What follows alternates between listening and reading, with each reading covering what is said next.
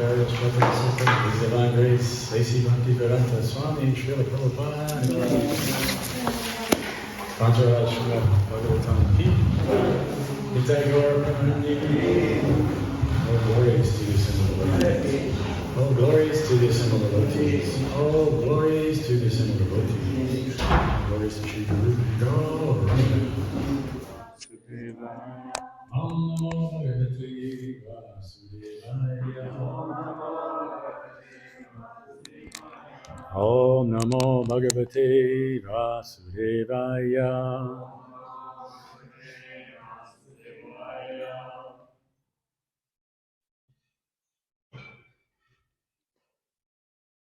Okay, today we're reading Canto 3, Chapter 5, Text 37.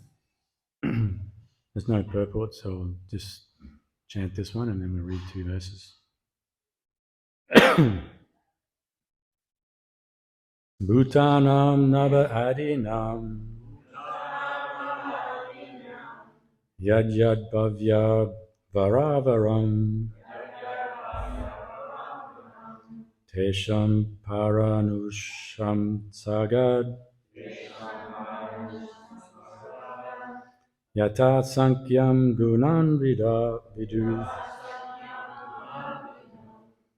Bhutanam Nava Adinam Yad Yad Bhavya Varavaram Tesham Paranusham Sagat Yata Sankyam Gunan Vidu.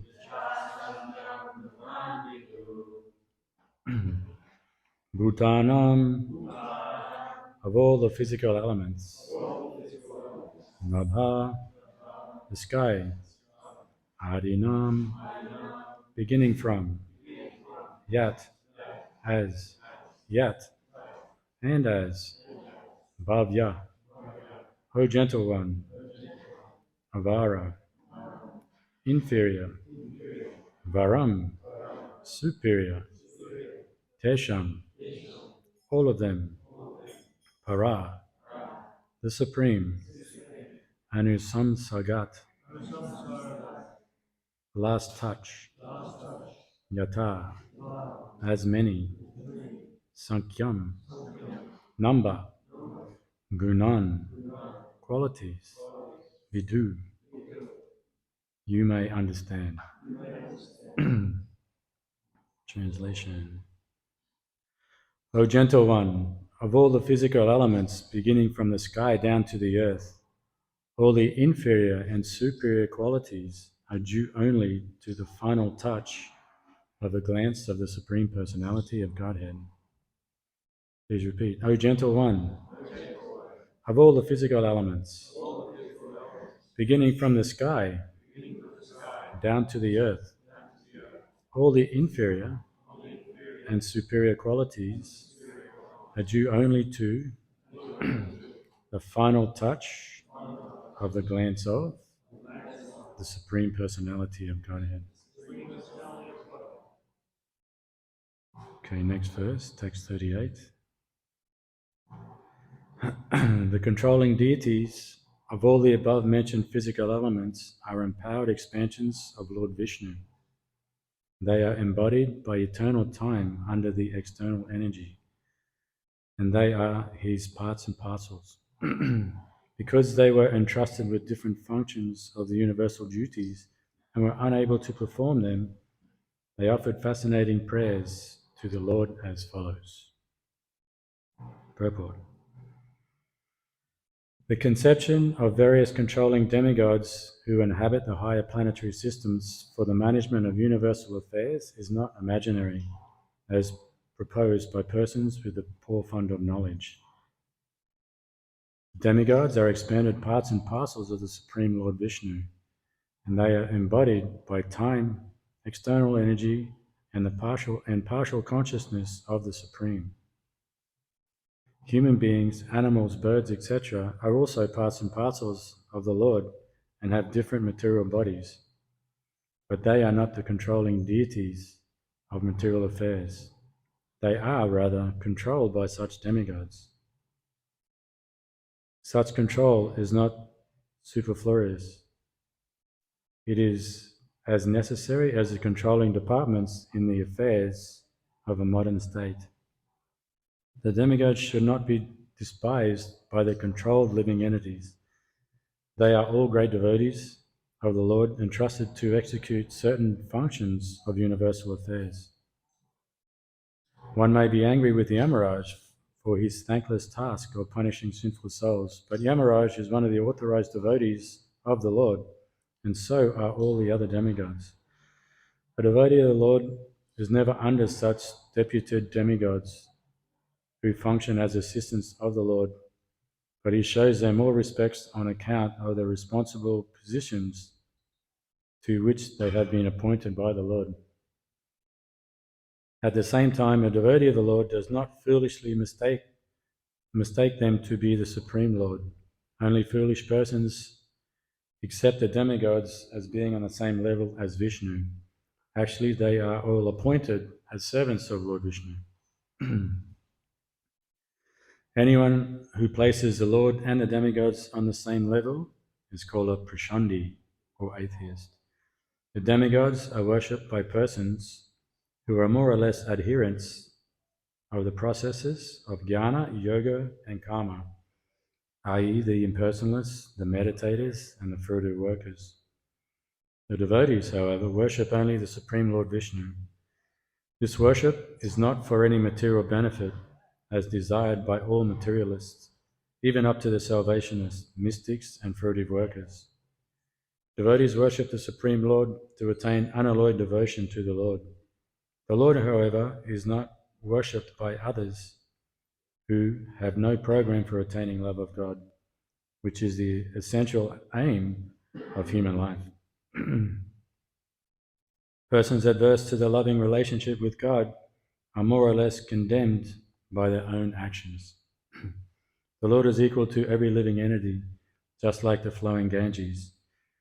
The Ganges water is meant for the purification of everyone, yet the trees on the banks of the Ganges have different values. A mango tree on the bank of the Ganges drinks the water, and a nimba tree also drinks the same water, but the fruits of both trees are very different. One is celestially sweet, and the other is hellishly bitter. The condemned bitterness of the nimba is due to its own past work, just as the sweetness of the mango is also due to its own karma. The Lord says in Bhagavad Gita 16:19, the envious and mischievous, the lowest of mankind, these do I ever put back into the ocean of material existence, into various demoniac species of life.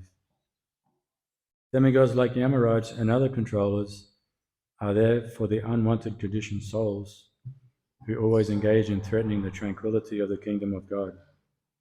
Since all the demigods are confidential devotees, servitors of the Lord, they are never to be condemned.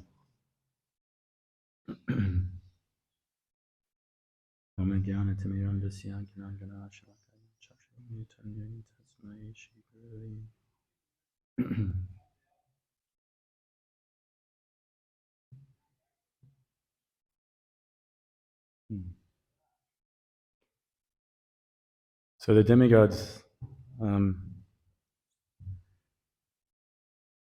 as we've just been reading in the previous verses, Maitreya is explaining to Vidura how the creation manifests through the different different elements.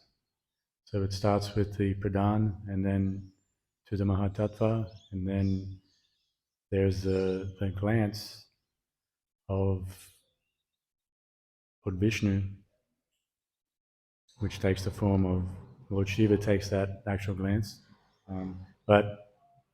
And from there, the time factor is implanted, and the living entities, and then all the different elements begin to manifest, from sky to air to fire, to water, and finally to earth.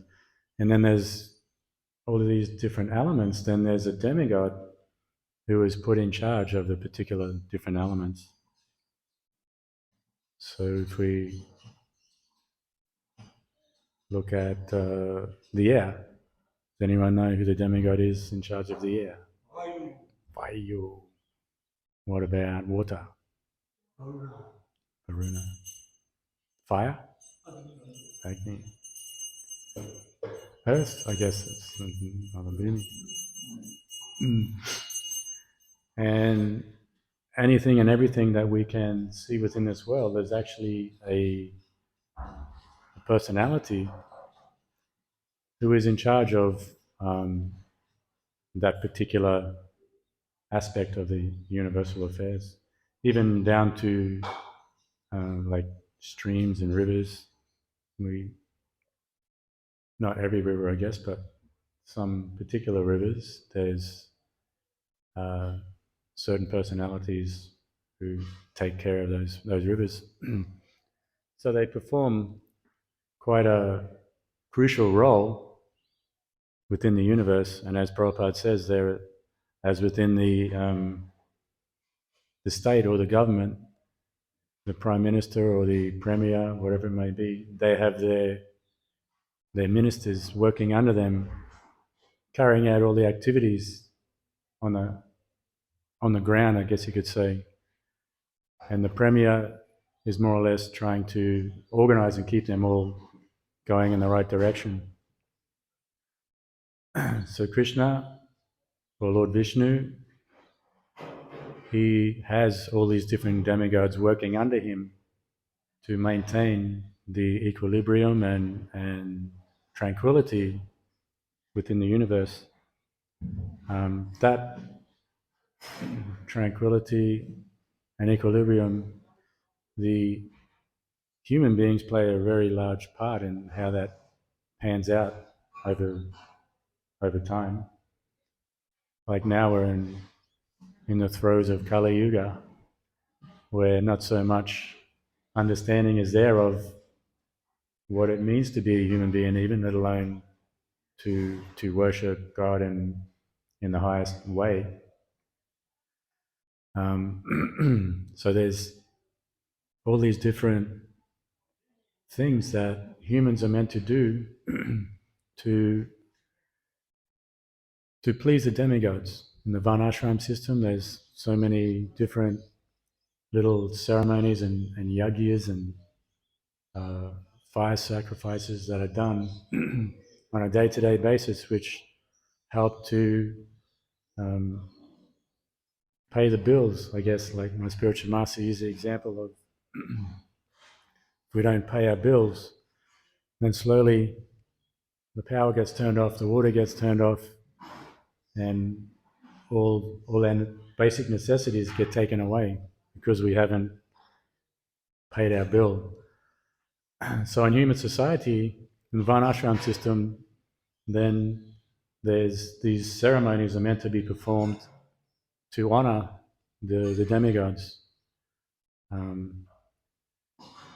So as devotees, it's not necessary that we have to perform all these different ceremonies because it's quite complicated. All we have to do is dedicate our lives and service to Lord Vishnu. And in so doing, the demigods are already pleased by that action. So the different demigods are also embodied, as Prabhupada says, by eternal time and the material energy, same as us. But they are very pious souls.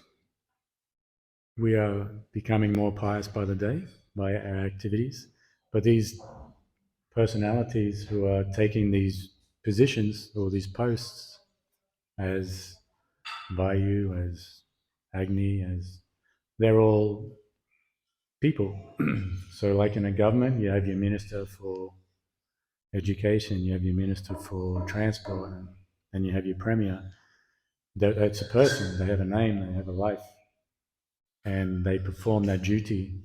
So the demigods are persons, and they have names, and they have these different roles that they play.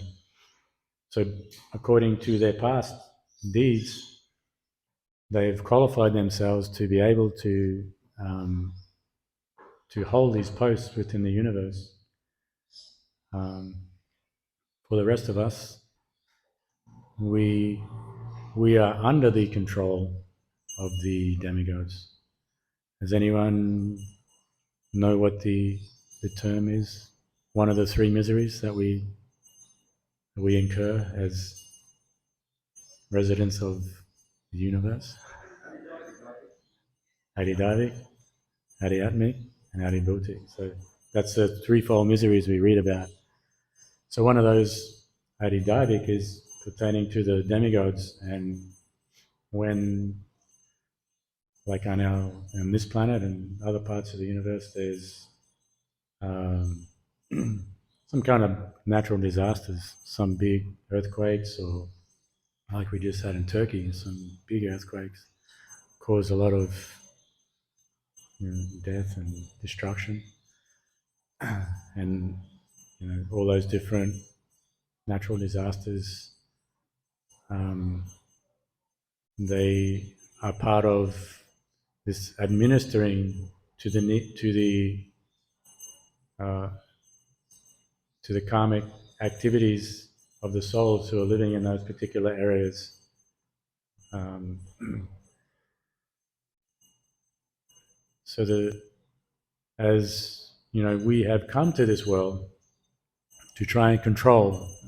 We want to be like Krishna. We want to be the one who's the center of attention, and I can make my own little world perfect, and by so doing, I will become happy. Like you read in the 16th chapter of Bhagavad Gita, the demoniac qualities, how Krishna says that a soul with that mentality, he wants to lord it over other souls. He thinks that he's very proud of what he's already achieved, and still he wants to achieve more, and he doesn't really care how he does that. He's just going to use his power and his influence to,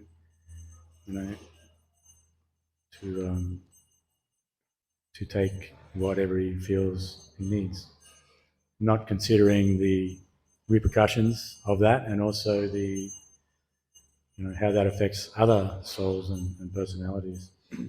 So they don't necessarily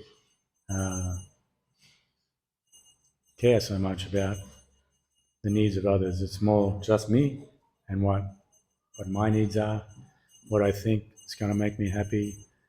And if somebody gets in the way of the happiness, I'm going to take them out. That's the when we get to that state of consciousness, we're developing those demoniac qualities. But to turn that around, to be able to have that power and that influence, but use it in a way that's beneficial for the living entities and also for the maintenance of the universe. If we have that state of consciousness, then, and we've done a lot of pious activities, then we can come to, take these positions as a demigods. As devotees, that's not necessarily what we're trying to achieve. We're trying to achieve something much greater than that. But still, that's the process. We know it's there, and as Prabhupada mentions, we don't disrespect the demigods. We understand the hierarchy of how everything is set up by Krishna. So if someone, like especially when you go to India, you can see many temples and places where they will have the demigods. I'll just have everyone. Doesn't matter who it is. they'll have their guru, they'll have Saraswati, they'll have Ganesh, they'll have Lord Shiva, they'll have Lord Vishnu, they'll have everybody on the altar, and they're just worshipping them all together, and they think that's okay. In some, at least they're trying something, I guess, but it's not the correct understanding. There is a way that we should understand and respect different personalities within the universe and within the spiritual world. So, of course, we understand that there's what we call Vishnu Tattva, and then we have Jiva Tattva, and then we have Prakriti Tattva. So those three categories, when we mix the tattvas together, then we get these wrong understandings. So someone who will put the demigods and Lord Vishnu on the same level, then they have a misunderstanding of the Jiva Tattva and the Vishnu Tattva. Or someone who will understand, like worship Mother Earth on the same level as Vishnu Tattva, they have a misunderstanding of Prakriti Tattva and Vishnu Tattva. And someone who will worship some personality in this world, they have a misunderstanding of Vishnu Tattva and also Jiva Tattva. So, yeah, it's important to make the distinction, and it's not a distinction where we're thinking one is less than the other, but there is a natural delineation of positions. And Lord Vishnu, he's the big man, he's the boss. He's God with a capital G, and the demigods are gods with a small g. So, and they are always in a serving position. Although we see in the Bhagavatam, there's many examples where some of the demigods, they get it wrong. They try to put Krishna in a lower position than them. Can anybody think of any pastimes where one of the demigods has done that? They've put Krishna in a lower position than themselves. Govardhana Leela is the classic example for sure. Brahma stealing the cowherd boys. Any others? I guess they're the two most well-known ones. Yeah. But generally, the demigods, actually,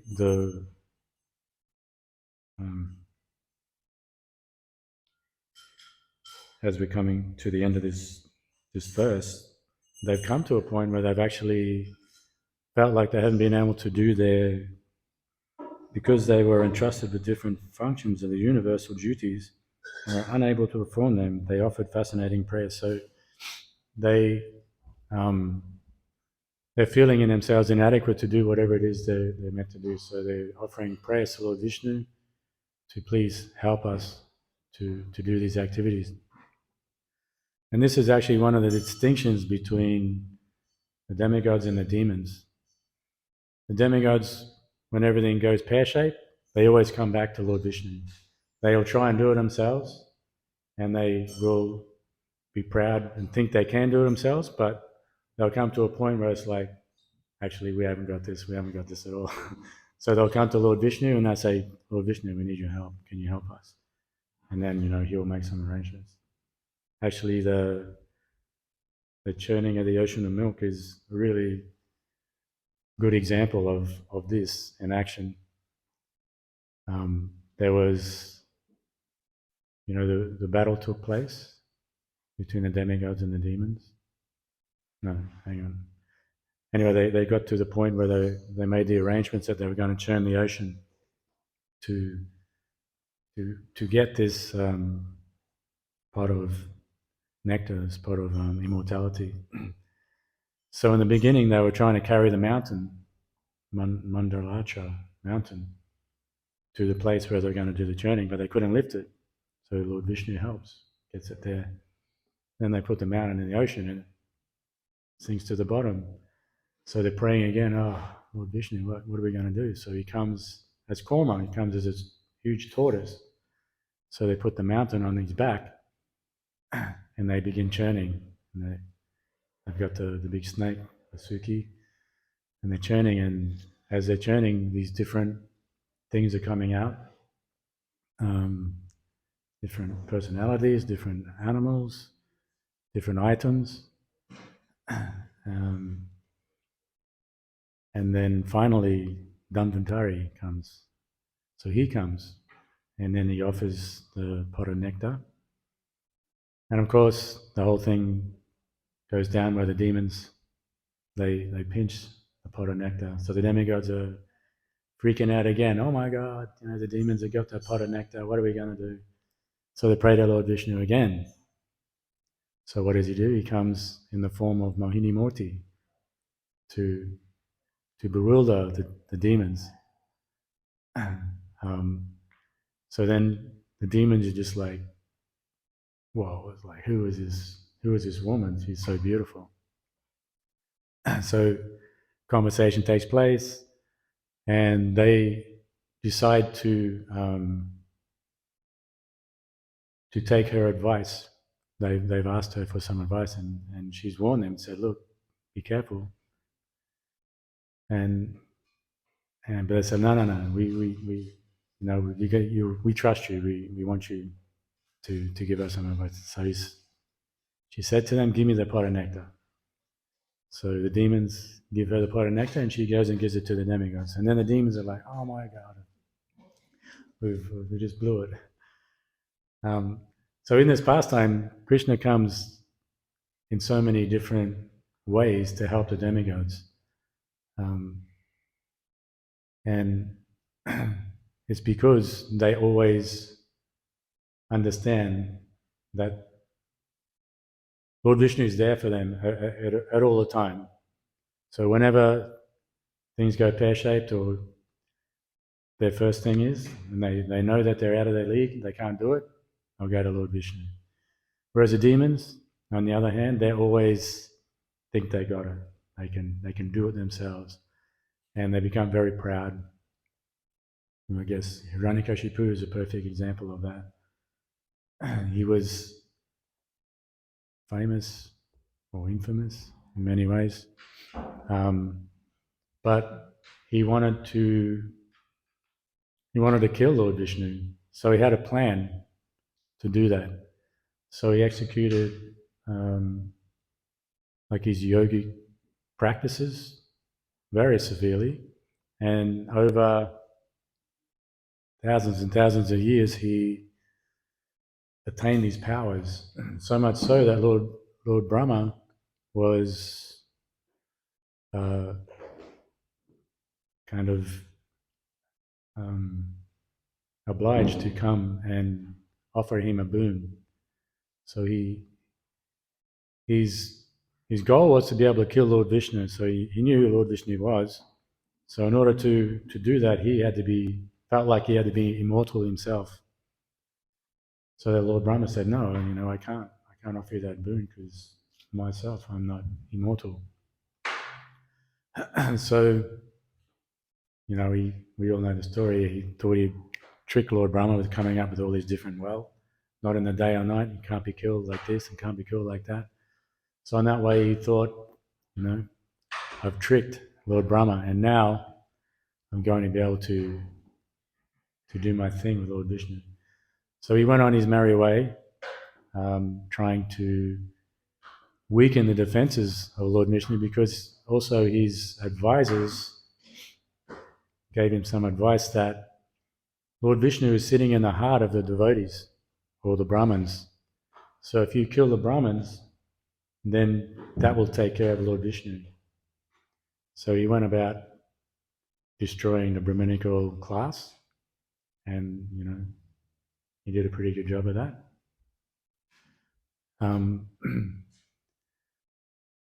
But he wasn't able to do anything with his son.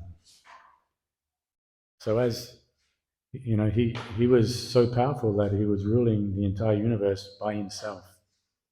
He took all the positions of the demigods, and he was administering the whole universe on his own. But actually, he realizes himself that he still wasn't happy, even though he had so much power, because of that envy of Lord Vishnu. But then his son, little Prahlad, he was kind of the thorn in his side, because his father, as his father, he was affectionate to his son, but his son was he was a devotee of his mortal enemy, Lord Vishnu. So that didn't work so well. So he tried many ways to persuade Prahlad to change his ways, but whatever he tried didn't work. So he became very angry, and after many attempts to persuade him, nothing worked. So he decided, well, I'm going to kill my son, Prahlad. And again, he tried many ways to do that. But he was always protected by Lord Vishnu because of Prahlad's devotion. And Hiranyakashipu was very astonished and angered by this little boy who was, he was the most powerful man in the universe, but he wasn't able to do anything to harm this little boy. So he came to the point, called Prahlad into his big assembly hall and was berating him. Who do you think you are? Where do you get your power from? And Prahlad very calmly said, well, same place you get your power from. And he said, so where is this? And he goes, from Lord Vishnu. Lord Vishnu is the one who gives us, he will give the okay to the demigods to be able to give you the power that you have. And Lord Vishnu is also protecting and giving me my power. So then he gets furious and he's like, Lord Vishnu, who's this Lord Vishnu? And he's like, so where is this Lord Vishnu? And Prahlad's like, well, he's everywhere. Lord Vishnu is everywhere. And so he's like, is he in this pillar? And Prahlad's like, well, yeah, he's in the pillar. So we know what happens. Hiranyakashipu pulls out his sword and he smashes the pillar. Bad mistake. Out comes Lord Nrsingadev. And Lord Nrsingadev is really not in a good mood. He's really mad. And Hiranyakashipu is astonished to see this half man, half lion form. So with the boons that Hiranyakashipu had, Lord Nrsingadev was the perfect form to be able to kill Hiranyakashipu, but at the same time keep the boons of Lord Brahma intact. So you see in many times also like in the Mahabharata, and in the Bhagavatam, where a devotee or one of the demigods will make a vow or they'll give a boon, and then Lord Vishnu or Krishna has to somehow work around that boon to get rid of that person, but keep the boon intact. And then afterwards, especially with Bhishmadev, he with his vow that he would, in the end, Krishna says, sometimes you vow to always uphold your valor can be problematic, and he goes on to explain all that. But yeah, Lord Krishna has to uphold the vow of the person, but at the same time do what he has to do. So he has to do all these little tricky things, which he can do. So Hiranyakashipu sees Lord Nrsingadev and they begin to fight. And as we know, Lord Nrsingadev grabs Hiranyakashipu and puts him on his lap, and with his claws he pulls the body of Hiranyakashipu's belly like this apart. So with that demoniac mentality that I don't need anyone's, although he did go to Lord Brahma for help, but he thinks that he can do it all himself. That's the mood of the demons. Whereas devotees, we're working on becoming humble. We understand that actually I'm not really that great, and to have people around that can help me, it's actually very beneficial. It's very important. And the more we advance in our devotional life, we start to see that and feel that more and more, that I really need the help, not only of Krishna, but of the devotees. And that's showing these divine qualities and the demonic qualities. So as we advance in our devotional service, those divine qualities start to manifest more and more within us. And depending how how well we apply the process, and that will be expedited or slowed down according to that. Okay, I might shut up now. Anybody have any questions, comments, corrections?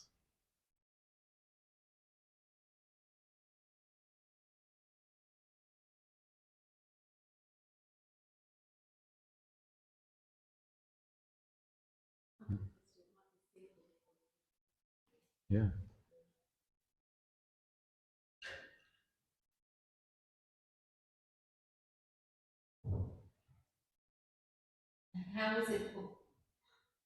Is it important for the boons to stay intact for Vishnu or Krishna to take that person out that's thrown up? Well, Krishna likes to, he never forces himself on us or anyone. So they've made a vow or they've given a boon. So he can't necessarily go against that. He can, but just because of that use of free will by that person, then he honors that. So he tries to find a way around it, and so he doesn't feel like he's putting his thing on, like wiping them out and say, you shouldn't be doing this, and does his thing. But he keeps the integrity of the person. Because sometimes they causes a lot of disturbances, like with Hiranyakashipu. So although Lord Brahma did that, he he kept, he could have just came and cut Hiranyakashipu to pieces, but he did it in a way that kept that vow of boon of Lord Brahma. Yeah. Yeah. Vaishnavi?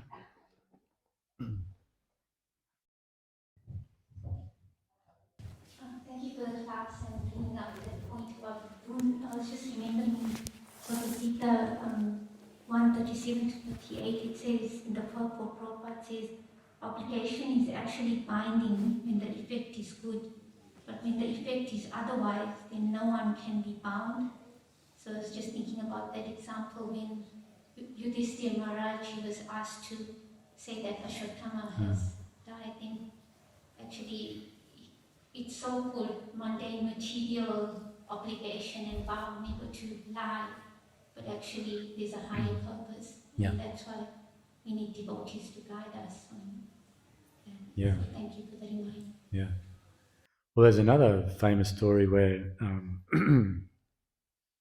there's one Brahmin. He was famous for always telling the truth. He never would utter an untruth. And in his little ashram, there was some thieves chasing some people, and they were trying to kill them. So these people ran through his ashram, and he was watching them run off. And then the thieves came, and they asked the Brahmin, because they knew he always tells the truth. He said, "So where did those people go?" And he said, "They went over there." So the thieves went and they found them and they killed them. So when this Brahmin left his body, he went to Yamaraj, and he was sent to hell. And he's like, yeah, my whole life I told the truth. I was a Brahmin, I was, all this. And he said, yeah, but sometimes when you telling the truth, when it comes to the point of destroying someone's life, then that truth is not, it's not actually the right truth. You should have seen what was happening. Those thieves were chasing those people trying to kill them. So you have aided in that those people being killed. Whereas, to say an untruth in that situation would have been the right thing to do. And you find, like, I was reading in the 11th canto the other day, so many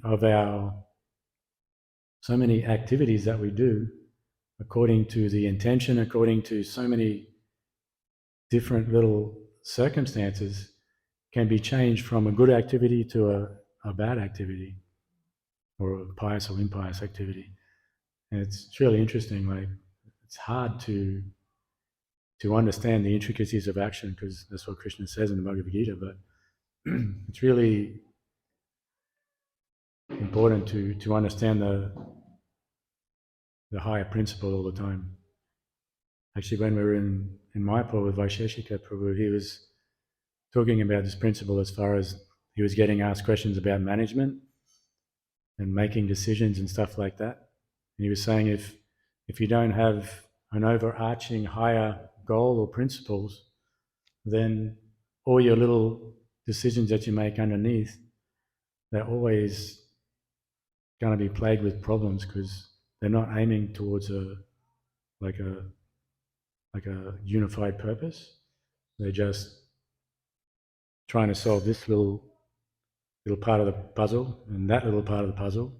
And of course that has to be dealt with in some way, but having the bigger vision in mind and trying to work with those things it's a different principle than just fixing that little piece of the puzzle. I just wanted to share, when you were talking about that sage, Mandavya Muni, when he died and those people came, I was just reminded of a secular example. When I was in high school, there was one of the subjects they taught us about, I don't know, it was maybe called Heinz theory or something like that, where they told us if the Germans came and the Nazis came and they were looking for the Jews, and then if they were knocking on the door, would you tell them that, yeah, I'm hiding in my house? So that example encapsulated your example. Yeah. Anything else? Grantara Srimad Bhagavatam ki